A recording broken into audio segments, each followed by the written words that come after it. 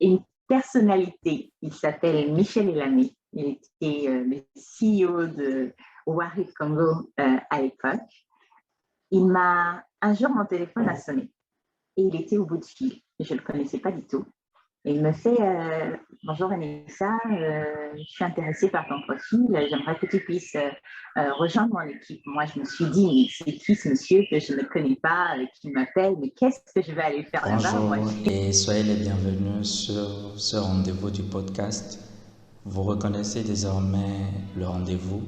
C'est un moment d'échange, de partage d'expériences avec de jeunes professionnels, avec des entrepreneurs du continent africain et au-delà, avec qui nous échangeons et nous apprenons de leur parcours enrichissant. Si vous venez de nous retrouver, je suis José Herbert Rodolé, agronome, socio-économiste, auteur, podcasteur. Et c'est un plaisir pour nous de vous accueillir dans cette grande communauté de personnes qui nous suivent en Afrique et au-delà. Avant de partir, abonnez-vous et activez la cloche de notification et on se retrouve juste après ceci.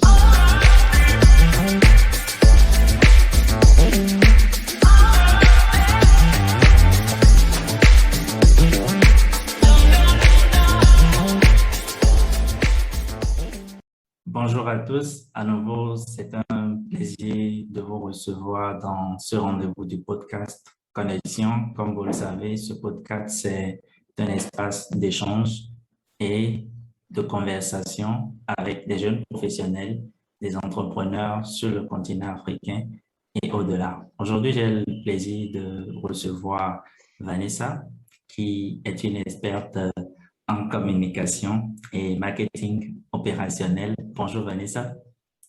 Bonjour José. J'espère que tu te portes.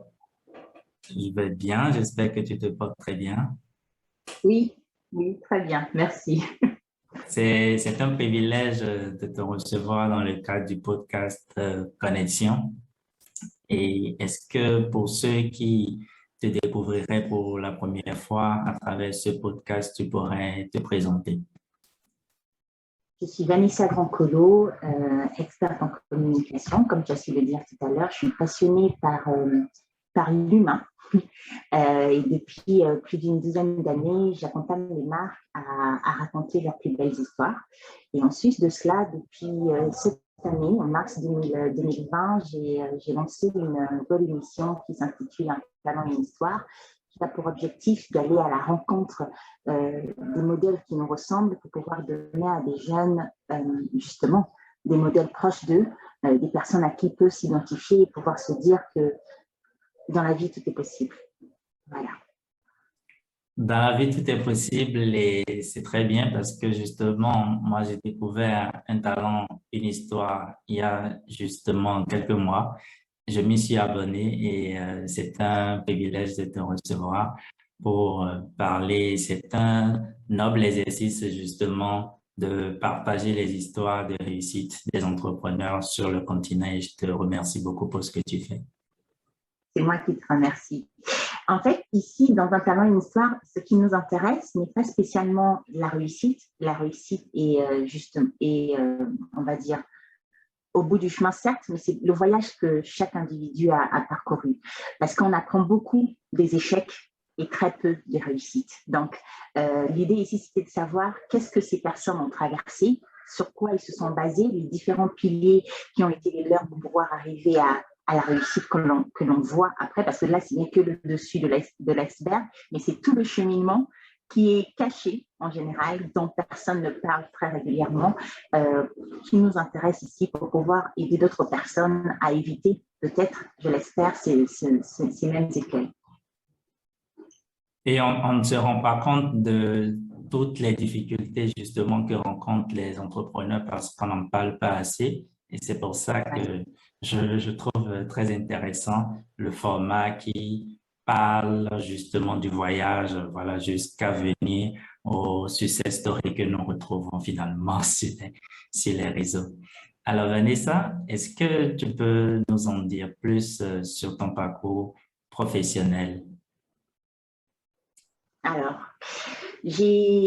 avant toute chose, j'ai fait des études de communication à l'université de Poitiers, à l'UIT de Poitiers, où j'ai fait un DUT technique de commercialisation qui s'en est suivi d'un master dans une école de commerce en marketing produits spécialité com que j'ai eu à Sud de Pub, une école de commerce à Paris. Ensuite de ça, j'ai un MBA de l'Institut de l'IFG et de la Sorbonne. Et là, depuis peu, je finalise un cursus en neurosciences pour pouvoir justement apprendre un peu plus sur l'humain et comment l'accompagner à se sortir de situations périlleuses. Ça, c'est mon background, on va dire, éducation. J'ai commencé ma carrière dans l'automobile pour une marque comme Chevrolet et Toyota il y a quelques années et j'ai beaucoup appris là-bas parce que j'étais en contact avec différents univers, différentes personnalités. J'ai fait un petit saut aussi au Sénégal où pendant 6 mois, j'ai travaillé pour le groupe CCBM, Espace Auto, qui a été pour moi la plus grande leçon, on va dire. Parce que j'arrivais dans un environnement où des choses étaient encore à construire et j'avais quelque chose à apporter, ma pierre à l'édifice, on va dire. Et on a développé ensemble l'importance du service client, comment il fallait mettre en place un service client pour non seulement remercier les clients qui nous faisaient l'honneur d'acheter nos véhicules, parce que c'est souvent de très, très grands consommateurs.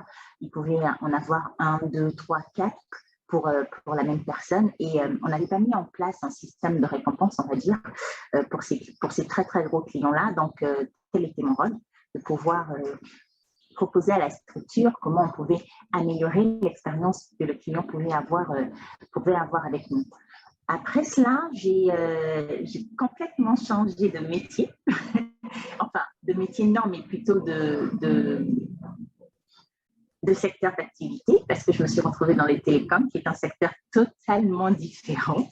C'est le propre de toutes les histoires de réussite, de toujours changer, se remettre en question. Oui. Exactement. Donc, je me suis retrouvée dans le secteur de télécoms, qui est un secteur passionnant parce que bien que les choses vont très, très vite, ça nous donne la possibilité de travailler notre agilité, notre capacité à se remettre en question, à revoir nos techniques, parce que quand vous travaillez pour de grosses industries qui ont en général même des FMCG, les marques n'évoluent pas beaucoup. Elles sont un petit peu… Une stratégie de communication peut durer, on peut la bâtir sur 1 an, sur 2 ans, sur 3 ans, avec un même slogan. On a en général un seul produit à mettre en avant.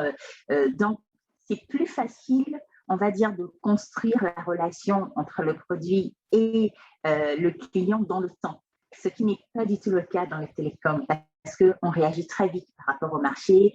Il y a des promos qui se font, il y a des comportements de clients qui changent excessivement vite et il faut s'adapter. Et c'est quelque chose que j'apprécie beaucoup dans ce secteur-là parce que ça me permet de me remettre constamment en question, de revoir constamment mes connaissances et surtout de compter sur une équipe formidable qui, elle, apporte justement une vision différente de la mienne et ça se complète. Et c'est ça que je trouve magnifique dans l'industrie des télécoms. C'est aussi valable dans beaucoup d'autres industries, j'imagine, mais pour l'instant, c'est dans ce secteur-là que j'évolue.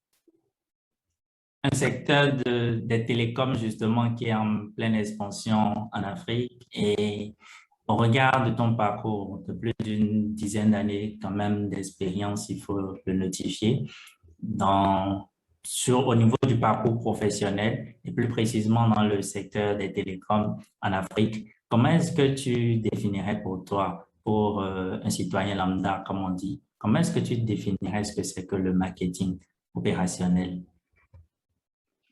Alors, le marketing opérationnel, ce sont les actions que nous mettons en place pour aller à la rencontre de nos clients. Ça peut se passer, ça passe aussi bien par des animations terrain que l'on peut faire dans les marchés, autour des supermarchés ou même dans la rue, tout simplement, par du porte-à-porte, c'est-à-dire que des grands ambassadeurs, comme on les appelle, vont chez le client pour lui faire part du produit, pour comprendre son besoin et pour pouvoir lui proposer des solutions adaptées à ce besoin-là. Il y a aussi de l'événementiel qui rentre en ligne de compte parce qu'on peut organiser des concerts pour pouvoir renforcer l'affinité de la marque avec les clients. On peut faire en sorte de mettre en place différents types d'événements pour favoriser justement ce brand affinity-là et accompagner le client dans sa relation avec la marque. C'est important. J'ai noté un aspect important dans ton allocution tout à l'heure, justement. Tu étais en Europe, bon professionnel, je veux dire, avec un environnement professionnel tout de même attrayant. Qu'est-ce qui, pour toi, a été le déclic de virer pour revenir sur le continent? Une personnalité, il s'appelle Michel Elamé. Il était le CEO de Wahid Congo à l'époque. Un jour, mon téléphone a sonné et il était au bout du fil. Je ne le connaissais pas du tout. Et il me fait bonjour Vanessa, je suis intéressée par ton profil, j'aimerais que tu puisses rejoindre mon équipe. Moi, je me suis dit, mais c'est qui ce monsieur que je ne connais pas, qui m'appelle, mais qu'est-ce que je vais aller faire là-bas? Moi, j'ai une belle carrière ici, je suis bien. Je ne voyais pas du tout l'intérêt de revenir, en tout cas tout de suite, travailler en Afrique. J'avais d'autres aspirations, j'avais d'autres rêves, on va dire. Et puis, au bout de quelques mois, il m'a dit une phrase qui était révélatrice pour moi. Il m'a dit, là-bas, tout est déjà construit.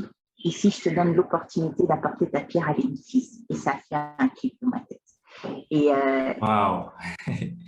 ce jour-là, j'ai décidé de rentrer. C'est une phrase qui, autrement, est très révélatrice justement de notre réalité. Ouais. Il y a beaucoup à construire sur le continent. Oui, énormément. Et il y a beaucoup de talent, il y a beaucoup de potentiel, il y a beaucoup de choses. Et grâce à cette aventure professionnelle, j'en ai appris beaucoup, autant sur moi-même, c'est ma capacité à m'adapter, ma capacité à faire face à certains défis, à vivre aussi dans un environnement, à travailler dans un environnement différent, parce que j'ai grandi et j'ai commencé ma carrière avec des codes qui étaient totalement à l'opposé de ce que j'ai rencontré une fois en Afrique. Mais cela a été riche d'expérience parce que non seulement j'ai pu combiner ce que j'ai appris ailleurs à ce que j'ai développé sur place et ça a fait justement, on va dire, ma touche personnelle. Et ça a été très intéressant. C'est une aventure professionnelle que je n'ai pas du tout regrettée. Ça a été même jusqu'ici l'une des meilleures de ma carrière. Et j'imagine qu'il y a de très belles histoires à raconter depuis ton retour sur le continent parce que c'est un écosystème avec des challenges qui ne sont pas les mêmes que ceux que tu aurais rencontrés par le passé en Europe, justement. Quelles sont pour toi les particularités, justement, de cet écosystème dans le secteur des télécoms? Bon, ce que je vais dire là est en train de beaucoup changer aujourd'hui parce que les standards sont quasiment maintenant les mêmes parce qu'on a des personnes qui sont très talentueuses en Afrique et extrêmement expérimentées aussi.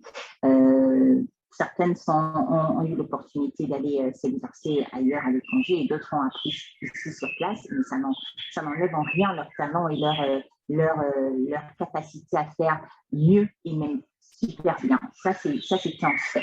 La première chose qui m'a par contre marqué à l'époque, c'était la façon de travailler. Certains process, on va dire, c'est plus lié à des process qu'autre chose, c'est que j'étais habituée à travailler dans des entreprises où le process était déjà écrit depuis fort longtemps.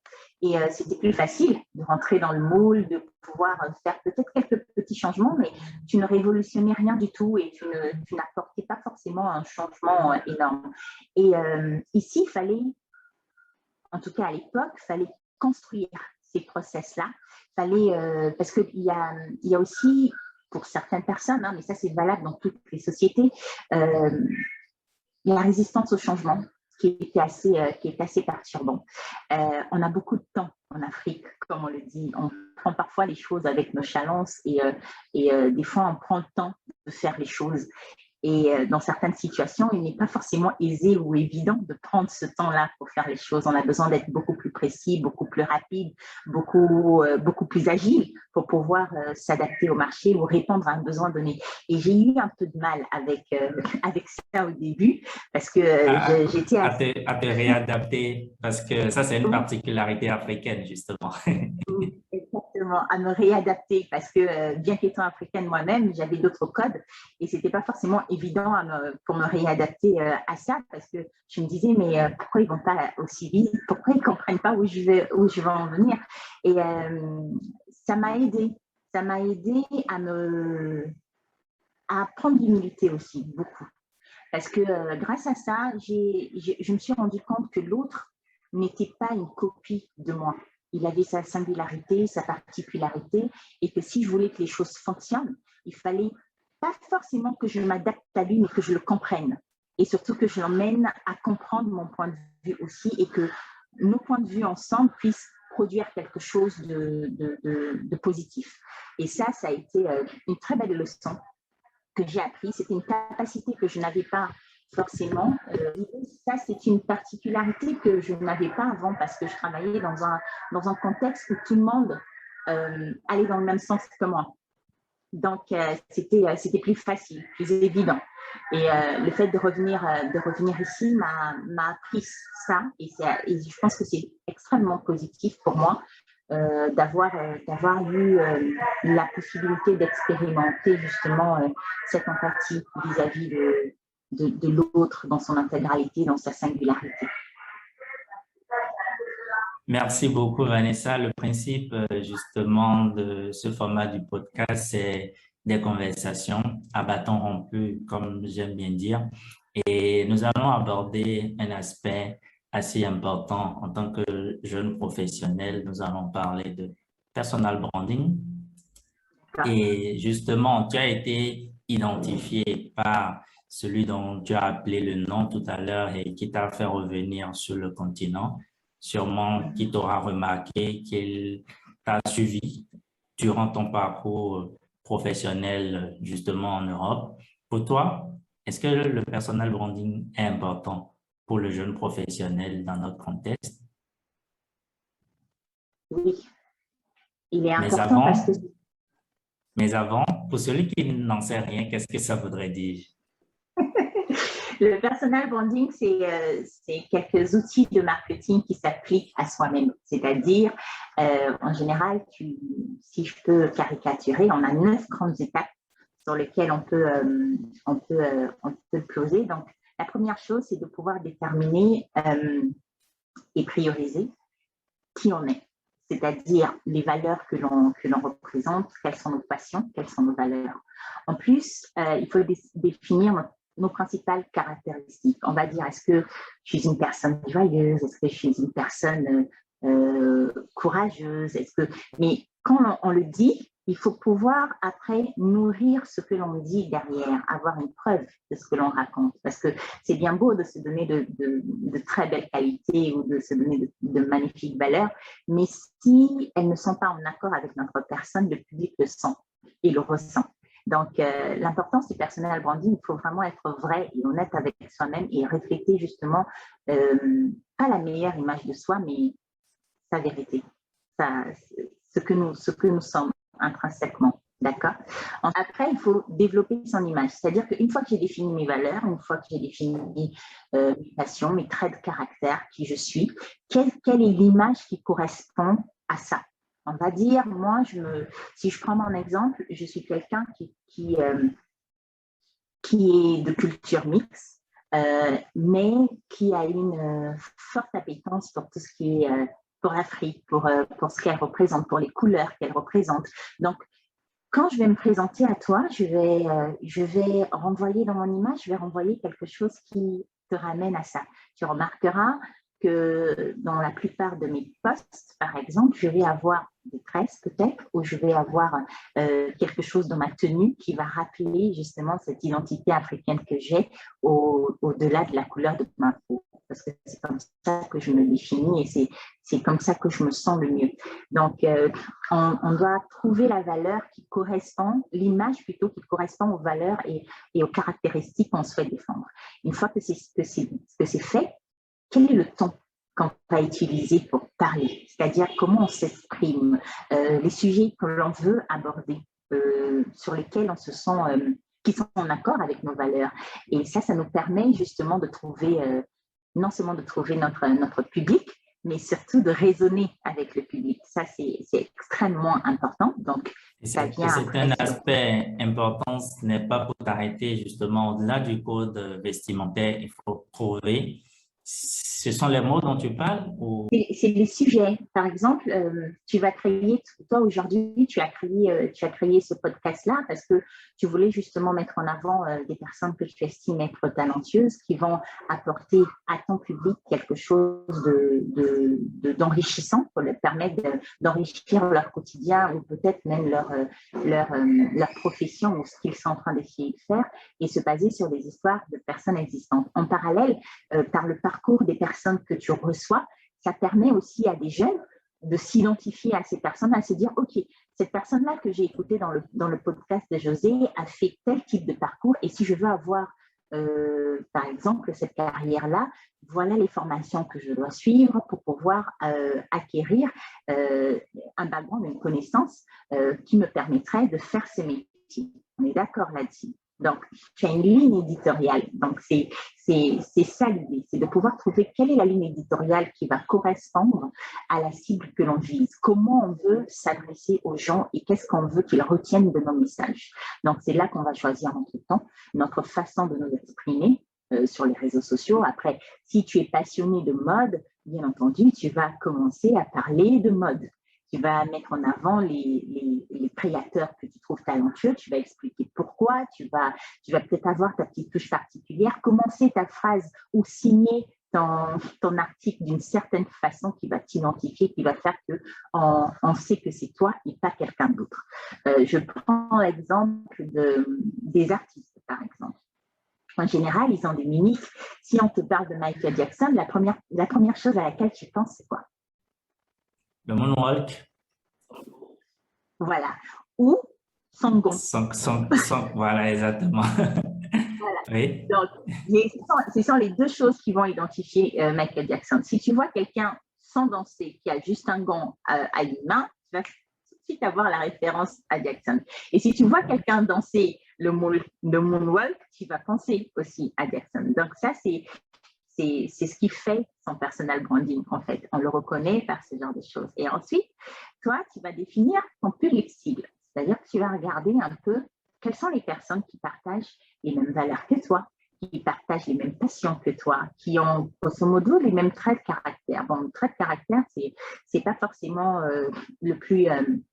on va dire le plus marquant, parce que ça te définit toi, mais pour pouvoir définir ta relation avec les autres, c'est vraiment quelles sont les valeurs qu'on a en commun, quelles sont les passions qu'on a en commun, parce que les personnes qui vont venir sur ton podcast ou qui vont venir lire ton article, ce sont des personnes qui sont passionnées par les mêmes choses que toi, on est d'accord?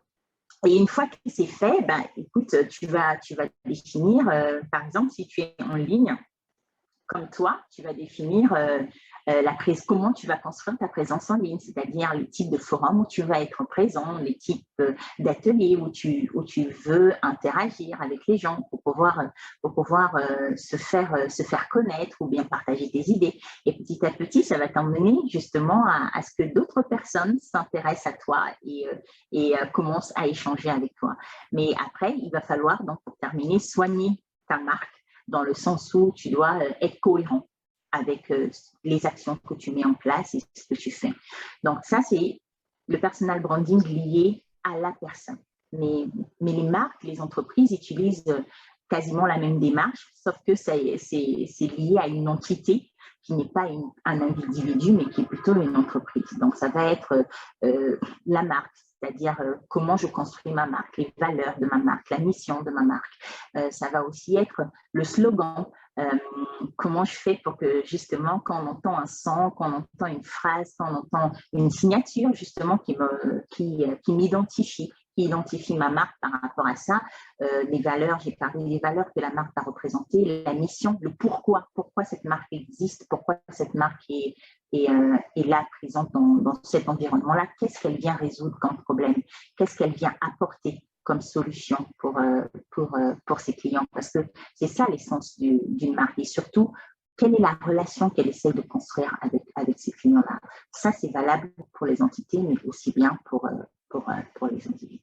On a comme l'impression à t'écouter que c'est un travail fastidieux de construire tout cet univers parce qu'il y a beaucoup de réflexions justement en amont, d'introspection surtout pour pouvoir identifier justement ces valeurs.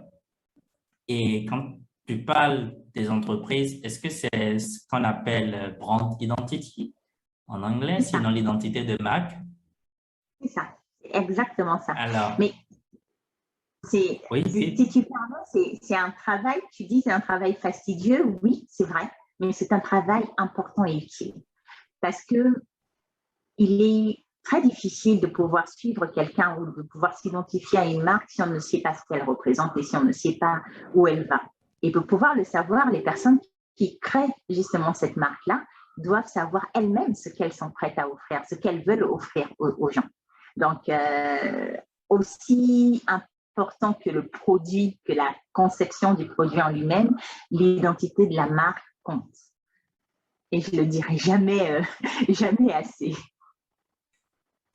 Et justement, il y a des symboles, il y a des slogans qui, dès qu'ils apparaissent, sans doute, on sait que c'est telle entreprise. Et donc, c'est ce travail-là en amont qui doit être fait. Est-ce que, comparativement à l'environnement européen, est-ce que tu sens les entreprises africaines sur le continent prendre à bras-le-corps cet aspect d'image de marque?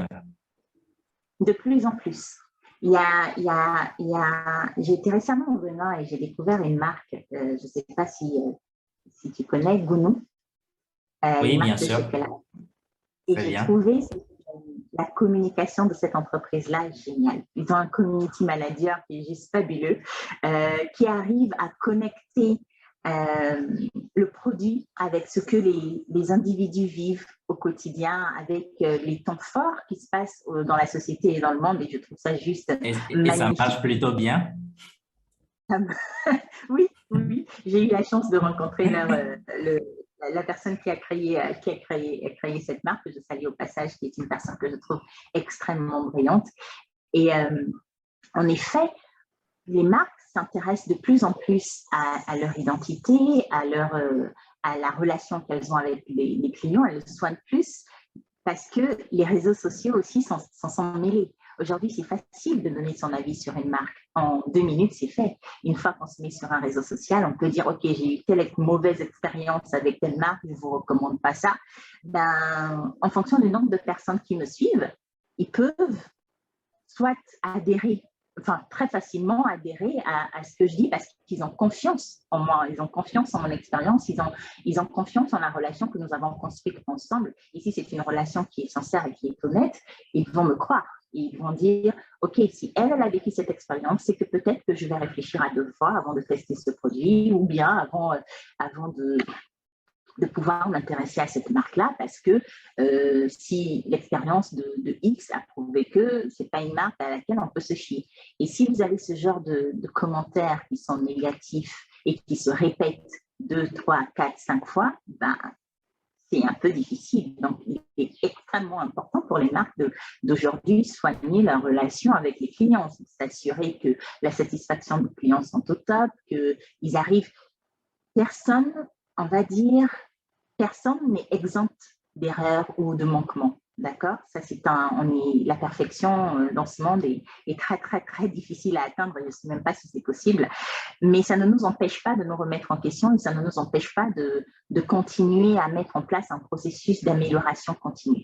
Et les marques en Afrique sont de plus en plus dans ce rythme-là. Un aspect important de ce que tu viens de dire, justement, on ne se rend pas compte, mais il n'est pas du tout possible de répondre à tous les besoins des clients. Tu vas recevoir certaines demandes en tant qu'entreprise auxquelles tu ne pourrais pas répondre. Mais comment est-ce que l'entreprise fait le tri dans tout ce flux d'informations pour décider de quelle demande satisfaire ou pas, pour toujours rester dans la logique justement de se connecter aux besoins des clients?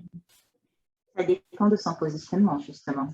C'est une fois que ça revient à ce qu'on s'est dit tout à l'heure, c'est-à-dire quel est mon positionnement, quel est le problème que je viens résoudre et comment je m'adresse à ces clients-là. Donc, une fois qu'elle connaît son positionnement, elle met des priorités dans ce qu'elle doit accompagner, en tout cas ce qu'elle doit résoudre. On va dire qu'une marque, en général, on va prendre une marque qui va s'occuper du bien-être des enfants et du bien-être des enfants, on va dire, de la peau de leurs enfants, des enfants ou de tout ce qui est univers infantile. Une fois que je crée une marque comme ça, je me dis, quel est le problème que je viens résoudre? Une jeune mère va, en général, une fois qu'elle a son enfant dans les bras, être un peu en panique. Son premier réflexe serait comment je m'occupe de lui, comment je fais pour lui apporter les meilleurs soins possibles, quel est le meilleur produit pour prendre soin, par exemple, de la peau de mon enfant, pour l'habiller avec des vêtements peut-être qui ne vont pas irriter sa peau. On essaie de protéger au maximum nos enfants de maladies diverses ou de différentes allergies qui peuvent exister pour qu'on puisse leur apporter les meilleurs soins. Une fois que moi, entreprise, j'ai compris ça, ce que je vais faire, c'est que je vais mettre en avant des produits et services qui vont répondre aux besoins de cette maman. La première chose que je vais faire, c'est la rassurer. Je vais lui dire, écoute, avec les produits que moi je mets à disposition pour toi, pour le bien-être de ton enfant, je te garantis, par exemple, qu'ils sont sans produits chimiques, que ton enfant n'aura pas d'irritation si tu l'appliques. Comment je te le prouve, c'est que je vais me fier à des examens ou bien des tests que j'aurais peut-être effectués en laboratoire, à des produits à des plantes peut-être qui depuis des générations, des millénaires ont prouvé leur efficacité et quelque part cela va me rassurer. Une fois que ça m'a rassurée, je serai plus encline à aller vers la marque que tu me proposes parce que je sais que qu'elle prendra soin de mon enfant aussi bien que je le souhaite.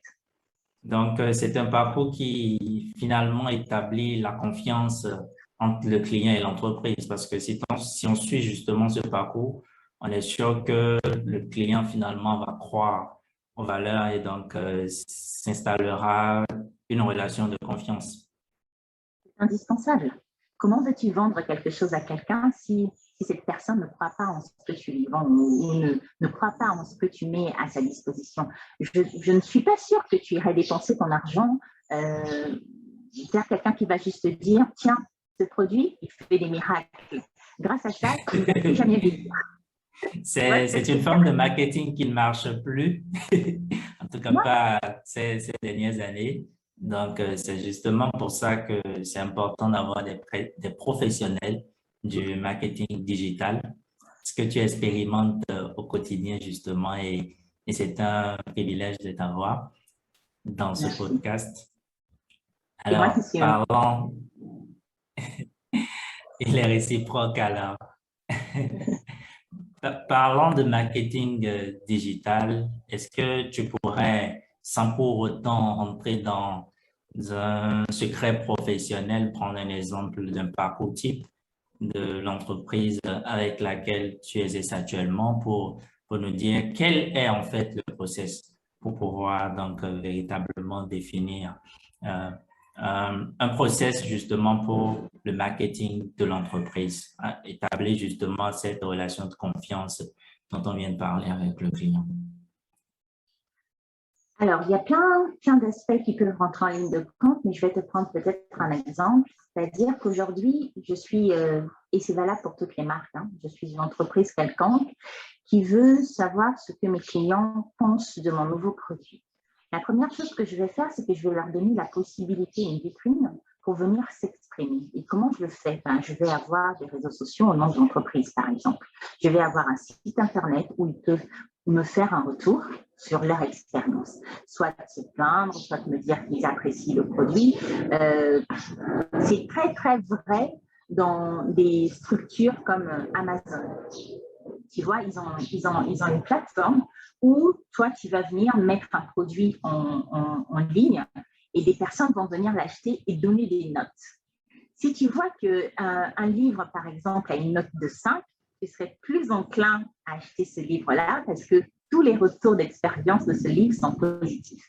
Mais si tu vois une note qui est à 1, tu vas hésiter et tu vas te dire, bon, je passe mon tour, je vais aller prendre un autre produit semblable ou similaire qui répond aux mêmes besoins et qui est peut-être mieux noté que celui-là parce que le retour d'expérience d'autres personnes sera rassurant. Et ce qui est excellent aussi, justement, dans cette pratique, c'est qu'il y a comme un système de ranking qui fait un classement en fonction des notes, justement, par ordre de mérite, je veux dire, ou sinon par ordre de satisfaction des consommateurs. Oui. Oui, de plus en plus, les entreprises utilisent cette technique pour savoir justement comment les clients notent leur entreprise. Ce qu'on appelle le Net Promoter Score aujourd'hui, c'est la notation que le client nous donne sur son niveau de satisfaction. C'est-à-dire que s'il est d'accord avec nous, ou bien s'il est content de nos services ou de notre expérience, il va nous donner par exemple une note de 8, de 9, de 10. Mais s'il est moyennement d'accord, il va nous donner peut-être un 7, un 6. Et si vraiment, il estime que cette expérience est très négative, notre note sera en deçà de 5. Et ça donne aux entreprises une alerte, une prise de conscience sur ce qu'ils doivent résoudre, sur comment ils doivent résoudre le problème, parce qu'ils ont la voix du client. Et c'est la voix la plus importante, parce que c'est lui qui fait qu'on existe finalement. C'est la raison pour laquelle notre société ou notre entreprise existe sur un marché donné. Et c'est important d'écouter cette voix. Donc, grâce à ça, ça va nous permettre de nous dire, OK, on n'a pas été bon sur tel aspect, corrigeons. Ça va nous prendre peut-être 2, 3, 4 mois, je ne sais pas, ou quelques semaines en fonction du type de produit. Et on va réajuster, redire aux clients, voilà, on a pris en compte vos besoins, on a amélioré ce que vous nous avez reproché. Donc, voilà, vous pouvez peut-être essayer, rappeler peut-être quelques de ces clients-là, leur offrir le service gracieusement. Ça peut être une option pendant une période donnée. Ils pourront vous donner leur avis et dire finalement, je me suis plainte il y a 3 mois ou il y a 2 semaines, l'entreprise a pris en compte mes besoins, ça a été résolu, donc maintenant je suis satisfaite. Et ça, pour nous, c'est une mine d'or parce que ça nous permet justement de progresser et de toujours aller dans l'optique d'offrir à nos clients la meilleure des expériences et la plus grande satisfaction. Je me rends compte, Vanessa, à t'écouter, que le sujet est assez vaste et qu'on ne pourrait pas parler de tous les contours le temps d'un podcast, et ce serait bien de continuer justement à en discuter à travers d'autres créneaux. Et justement, dans ce cadre précis, comment est-ce que, au-delà de ce qu'on a dit là, comment est-ce qu'on peut faire transformer un client en ambassadeur de la marque? Parce que quand tu l'as en tant qu'entreprise, c'est comme si tu as le Graal, parce que au-delà du fait que le client s'est abonné à tes produits ou à la marque, il se fait ambassadeur, c'est-à-dire qu'il se met dans la promotion justement des produits de l'entreprise. Comment est-ce qu'on y arrive? Est-ce qu'il y a d'autres éléments particuliers à prendre en compte? Je peux dire, c'est très facile de transformer un client en ambassadeur de la marque une fois qu'il est satisfait de l'expérience ou du produit qu'on lui met à disposition. Parce qu'il va en parler tout seul. On n'a pas spécialement besoin de faire quelque chose en particulier. Si on lui offre le bon produit au meilleur prix, avec la meilleure expérience, il deviendra de facto l'ambassadeur de la marque parce qu'ils vont parler autour de lui. Si tu pars en vacances, admettons, tu choisis une compagnie, donnée pour prendre ton vol. Tu choisis un hôtel en particulier pour ton séjour et peut-être même un guide touristique pour te permettre de visiter ou de connaître les meilleurs endroits de ce pays. Et que à chaque fois, ton expérience ait été positive, à chaque fois. Ou même, une fois arrivé dans ce pays, tu vas rencontrer des gens extrêmement chaleureux qui vont t'accueillir avec le sourire. Et ça commence en général à l'aéroport. On se fait une idée du pays quand on arrive à l'aéroport. Si l'expérience est positive, on va se dire « Ah tiens, les gens de tel pays sont vraiment très, très, très accueillants, très chaleureux. » Et si cette expérience-là, cette joie-là et ce sourire se reproduit tout au long de ton séjour, quand tu partiras de là, qu'est-ce que tu diras? Et que justement, ça a été une belle destination que tu recommanderais sûrement à d'autres. Exact. Tu vas en parler à ta famille, tu vas en parler à tes amis, tu vas dire, ah bah, tiens, si pour vos prochaines vacances, il faut aller dans tel pays parce que voilà, moi j'ai vécu une expérience magnifique. Bah, écoute, le ministère des Touristes de ce pays ne t'aura pas payé pour faire ça, n'est-ce pas? Et nous sommes justement à une époque où la viralité à travers les réseaux sociaux constitue une force. Et donc, cette information-là peut rapidement parcourir les réseaux et ça fait de la bonne publicité pour la compagnie, pour le pays, voilà.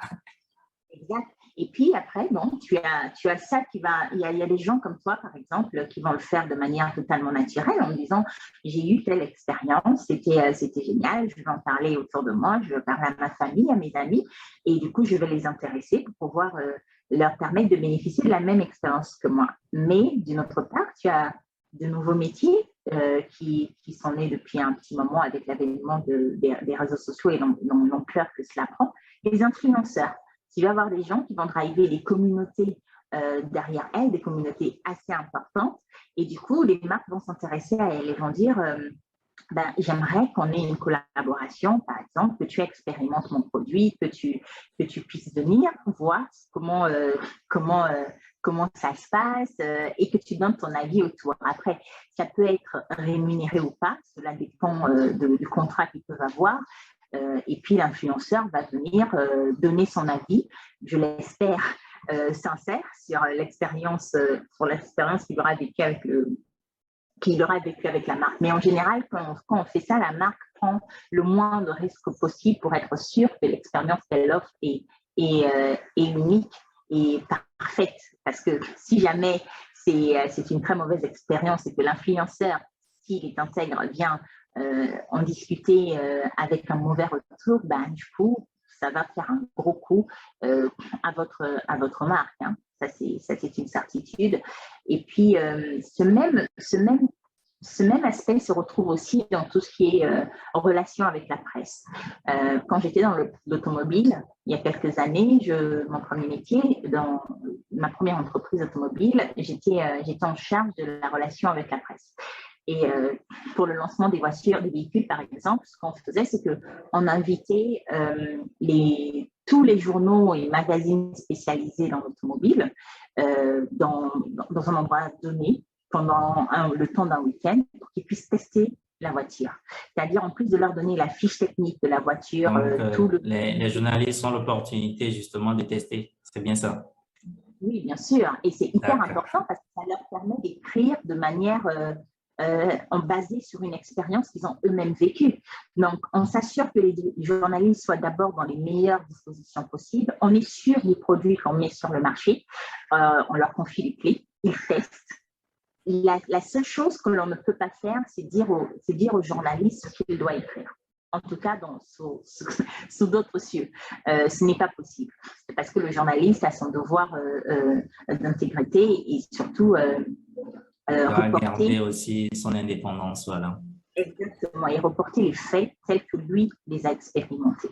Donc, mais nous, on doit s'assurer que le produit qu'on met donc à sa disposition est un produit de qualité, un produit fiable, que l'expérience que l'on décrit nous dans notre communication soit identique à ce que lui, il va vivre. Et si les deux matchs, c'est tout bénéfice pour nous parce que les retombées presse seront positives, ce qui fait que les personnes qui sont intéressées à l'automobile, qui lisent ces journaux, qui lisent ces magazines, vont se dire, ben, écoute, ma prochaine voiture, je vais peut-être tester celle-ci parce que tel magazine auquel je m'identifie, en qui je crois, a dit que c'est un véhicule qui est fait pour une personne comme moi. Alors, c'est une très belle approche justement que les entreprises doivent s'inspirer pour pouvoir mettre en place des dynamiques pour établir la confiance avec les clients. Mais il y a un aspect dans ce que tu as dit tout à l'heure qui m'a tiqué un peu justement, et il y a des pratiques, il faut dire que l'entreprise en question doit avoir un minimum d'éthique pour ne pas abuser de la clientèle, parce que si c'est un influenceur, l'influenceur, quel est son travail? C'est de mettre en avant le produit, justement. Et tant qu'il est payé, que ce soit bien ou pas bien, il va le faire. Et donc, est-ce qu'il n'y a pas un risque sur cet aspect de la question? Parce que l'utilisation peut-être des stars, des réseaux sociaux, est-ce qu'un influenceur en question peut donner un avis sincère, justement, tant qu'il sait qu'il aura un cachet après, quoi? Ça dépend, ça dépend. Et c'est pour ça que justement, pour les entreprises, il est extrêmement important de choisir qui devient son ambassadeur là-dessus. Parce qu'on ne choisit pas un ambassadeur juste parce qu'il est populaire. On le choisit parce qu'il est populaire, certes, mais que ses valeurs matchent avec les valeurs de l'entreprise. Je reviens encore sur l'identité de l'entreprise. Une fois que l'on est sûr que la personne qui est en face véhicule les mêmes valeurs que nous, a une cote de popularité importante et sur lesquelles on peut s'appuyer pour se dire qu'on peut lui faire confiance pour pouvoir mettre en avant notre marque, à ce moment-là, on s'associe avec elle. Donc, et puis les personnes sont... moi, je fais confiance aux gens et à leur intelligence. Ça se sent tout de suite quand quelqu'un ment ou quand quelqu'un exagère les qualités de quelque chose. Donc, je vais prendre le pari de me dire que les personnes qui suivent ces influenceurs-là, qui ne sont pas forcément dans toute leur intégrité, peuvent avoir ce discernement et se dire que là, peut-être que je vais faire attention sur le produit qu'elle me propose, qu'il ou elle me propose. Oui, justement, juste pour finir là-dessus, il faut de l'expérience pour pouvoir prendre une certaine distance pour pouvoir justement comparer et identifier ou distinguer le vrai du faux. Oui. Parce qu'il y a beaucoup de choses sur les réseaux sociaux justement et parfois on n'arrive pas à distinguer quel est le vrai message, quelle est la véracité vraiment d'une information. Et voilà, il y a de plus en plus des fake news aussi. Est-ce que tu l'as expérimenté déjà? Beaucoup l'utilisent, notamment les entreprises concurrentes qui l'utilisent pour vilipender telle autre entreprise. Et comment est-ce que ça se passe dans ton univers? Heureusement pour moi, dans mon univers, en tout cas ici, c'est très peu utilisé, voire quasiment pas. Et c'est bien parce qu'il y a un régulateur du secteur qui ne permet justement pas ça, et c'est tant mieux. Mais cela peut arriver en effet. C'est pour ça qu'il est important de pouvoir recouper les informations. Il ne faut pas simplement se contenter d'une seule page ou d'un seul magazine pour pouvoir se faire son avis. Il faille regarder un peu ce qui se dit aussi sur d'autres forums, avec d'autres influenceurs, si vous suivez les influenceurs dans ce sens-là. Et pourquoi pas se faire aussi sa propre idée. Parce que je pense que le jugement le plus important, c'est le nôtre. Donc, pouvoir nous-mêmes expérimenter cela, je crois que c'est utile et que c'est important.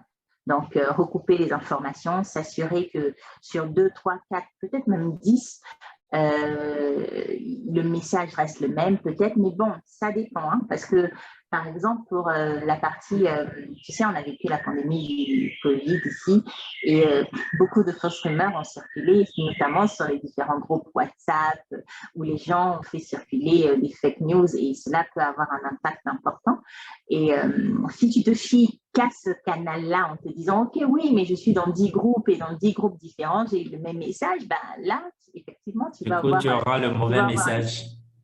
exactement. Donc, tu te dis, ben, je m'intéresse à ce qui se dit peut-être sur Facebook, je vais un peu plus loin, sur WhatsApp, je vais un peu plus loin. Peut-être que, je ne sais pas, moi, il y a des journaux spécialisés dans la matière qui vont en parler. Je vais regarder aussi peut-être l'actualité de certains médecins, de certains organismes pour pouvoir me faire ma propre idée, me dire que finalement, ben, je devrais peut-être faire attention à tel type de message et peut-être garder tel autre type de message qui me paraît beaucoup plus pertinent. Donc, se faire confiance est une chose, c'est important, mais aussi regrouper les informations sur différents canaux peut nous aider à avoir la bonne information ou pouvoir prendre peut-être la bonne décision. Merci beaucoup, Vanessa, pour toutes les valeurs que tu partages avec nous sur cette thématique. Et c'est important, je pense que beaucoup d'entreprises et d'entrepreneurs, justement, seront inspirés pour pouvoir réorienter leur process. Et tu as parlé tout à l'heure de régulation. Justement, quand je suis au Bénin, il y a le code du numérique qui a été promulgué, qui dénote un certain nombre d'infractions avec les sanctions qui vont avec. Le problème et le véritable problème, c'est que très peu de gens sont informés du contenu de ce code. Si sanctions il y en a, est-ce que ce contenu, justement, en termes de sanctions, est appliqué? Il y a juste parfois et par moment quelques messages et c'est juste pour dissuader. Mais en fait, on se rend compte quand on prend le recul que nous disposons de beaucoup de tests, mais que ce n'est pas appliqué en réalité. Mais dans ton environnement, dans ton écosystème, dans le secteur des télécoms, c'est plutôt peut-être mieux régulé. Mais quel est ton avis sur cette problématique?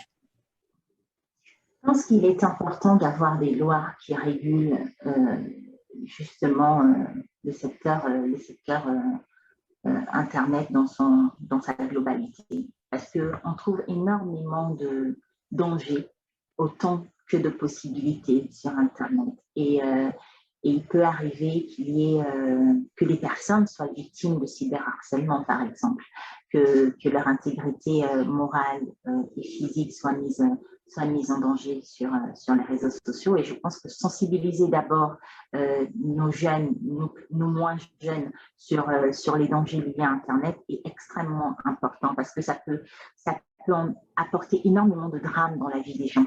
D'accord. On dit très souvent que Internet n'oublie rien. Et c'est vrai, vous pouvez avoir dit quelque chose à un moment T dans une circonstance donnée et on va vous en reparler 10 ans, 15 ans, 20 ans plus tard et ça va peut-être jouer contre vous. Et sans Internet a de la mémoire. Et la mémoire, exactement.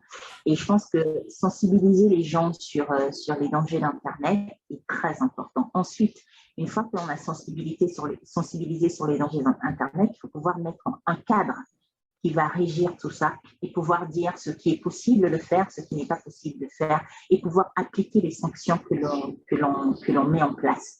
C'est extrêmement important parce que ça peut protéger, ça peut changer des vies. Ça peut protéger aussi des vies, de pouvoir comprendre cela et l'utilité de pouvoir le faire. Donc moi, je suis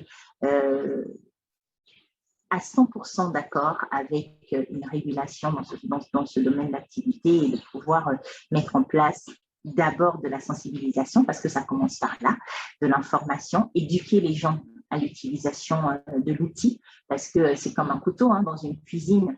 Ça peut vous aider à faire des plats magnifiques, mais dans une bagarre, ça peut devenir dangereux. Donc, je pense que tous les outils Justement, c'est tout le paradoxe.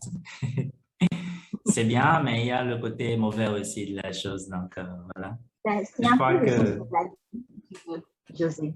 C'est un peu le sens de la vie. Dans la vie, Si tu n'expérimentes pas le côté négatif, comment sauras-tu l'importance du positif? Tu vois? C'est important d'avoir les deux. Mais une fois que tu as les deux, tu dois avoir le discernement pour savoir comment tu dois utiliser cela, justement. Merci beaucoup. Nous sommes tout doucement en train d'atterrir. C'était intéressant. Je ne veux pas encore le conjuguer au passé. C'est intéressant de t'écouter justement sur cette thématique. Et nous nous adressons à des jeunes professionnels, à des entrepreneurs sur le continent africain et au-delà. Parce que depuis que nous avons initié ces rendez-vous du podcast, nous essayons de suivre un peu le trafic et l'audience est au-delà du continent africain, ce qui est bien.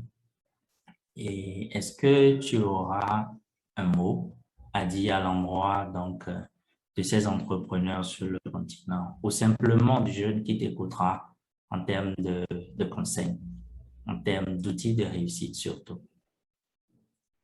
La première chose que je dirais, c'est la confiance en soi et de croire en ce qu'on fait et dans la capacité d'y arriver. C'est vraiment l'élément primordial pour pouvoir affronter les difficultés que l'on va rencontrer, parce qu'on va en rencontrer beaucoup. Et ça fait partie du processus.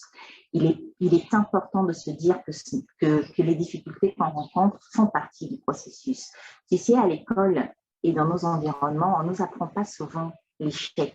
On ne sait pas ce que ça veut dire, on ne sait pas les leçons que l'échec peuvent nous apporter. Et ça, c'est quelque part une erreur, parce qu'on a tendance à récompenser très vite les gens qui réussissent. Tu vois, tu viens avec une bonne note, on te dit ouais, bravo, tu as eu une bonne note, et tu viens avec une mauvaise note, on te dit oh là là, ta note elle n'est pas bonne, t'es bête, t'es nul. Non, on n'est pas bête, on n'est pas nul, on n'a pas compris, peut-être seulement, tu vois. Oui, Et la bonne question est de se dire comment je fais pour t'aider à comprendre, comment je t'accompagne pour que tu puisses intégrer cette notion. Et là, c'est là où que je pense que l'échec est important, parce qu'une fois qu'on tombe, on se remet en question, on se dit pourquoi on est tombé, qu'est-ce qui nous a amené à tomber et qu'est-ce que l'on doit changer la prochaine fois pour éviter de tomber de la même façon. Et donc, la deuxième leçon que je dirais, c'est apprendre de nos échecs, ne pas avoir peur d'échouer et se demander toujours pourquoi on a échoué, qu'est-ce qui a fait que nous sommes arrivés à ça et qu'est-ce que l'on doit changer la prochaine fois pour ne plus échouer, en tout cas plus échouer de la même façon et recommencer. On donne souvent l'exemple de, tu sais, celui qui a inventé le KFC, là, il a été rejeté je ne sais combien de fois, 99 fois je pense, oui, des banques. justement. Voilà. J'ai pas le nombre exact, mais…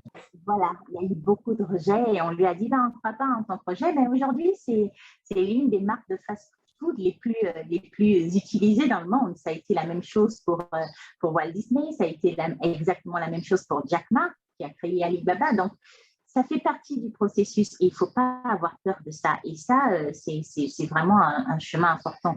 Mais tomber pour tomber n'est pas intéressant. Tomber pour apprendre l'est. Une fois qu'on est tombé, on doit réfléchir, on doit se poser des questions, on doit voir ce qui n'a pas marché et voir comment on réagit. Et c'est là où est le bénéfice justement de l'échec. Aussi s'identifier, peut-être trouver des modèles proches de notre réalité qui nous ressemblent, poser des questions, s'interroger. Ne pas hésiter à sortir de sa zone de confort pour essayer d'autres chemins, pour essayer d'autres expériences, pour se poser d'autres questions et pour regarder surtout les choses avec un regard différent et un regard neuf. Et ça fait aussi partie du processus d'apprentissage. Mais l'un des éléments que moi j'ai retenu de mon expérience, c'est qu'il est extrêmement important de savoir s'entourer de bonnes personnes et de se faire confiance en ses capacités, faire confiance en sa capacité d'adaptation, sa capacité de réussir, croire en soi est vraiment l'un des ingrédients fondamentaux pour pouvoir atteindre le succès, parce que ça ne sera pas un chemin facile, heureusement. parce que sans ça, on n'aura pas bénéficié de toute la richesse que le parcours peut nous apporter. Et si c'était trop facile, finalement, ce ne serait pas intéressant. Il y a beaucoup qui disent. Est-ce que tu le penses aussi? Oui, oui. Et je l'ai moi-même expérimenté, D'accord. franchement. On est d'accord Il a fallu là-dessus. que je tente. Oui, on est d'accord. Il a fallu que je tente quelquefois pour me rendre compte que si je n'étais pas tombée, je n'aurais peut-être pas eu ce regard-là ou j'aurais peut-être pas pu développer telle chose. Et je pense que c'est important. Quand c'est un peu corsé, ça nous fait ressortir des capacités parfois insoupçonnées. L'échec est formateur, donc c'est important d'échouer pour aller de l'avant, mais aussi de se repositionner, de reprendre des repères nouveaux pour pouvoir mieux se relancer, parce qu'autrement, on n'aurait pas appris des échecs. Vanessa, c'est un plaisir d'avoir cet échange avec toi. Nous sommes en train de finir. Est-ce que tu as un mot pour conclure? Croyez en vos rêves, parce que personne ne viendra les réaliser à votre place. Merci beaucoup. On gardera cette maxime pour les mois et années à venir.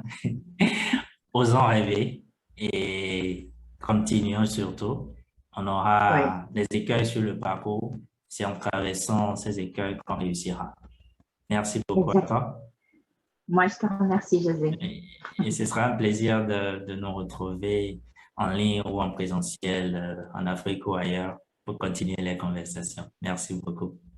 Ça va partager. Merci à toi. Bye. Et voilà, c'est la fin de ce podcast. J'espère que les contenus enrichissants partagés avec notre invité vous auront plu. Et avant de partir, si ce n'est pas déjà fait, abonnez-vous pour recevoir quotidiennement les notifications des prochaines parutions. On prend rendez-vous sur le blog josearodode.com où nous partageons avec vous des contenus écrits sur diverses thématiques d'intérêt pour le développement de l'Afrique. On se retrouve très bientôt.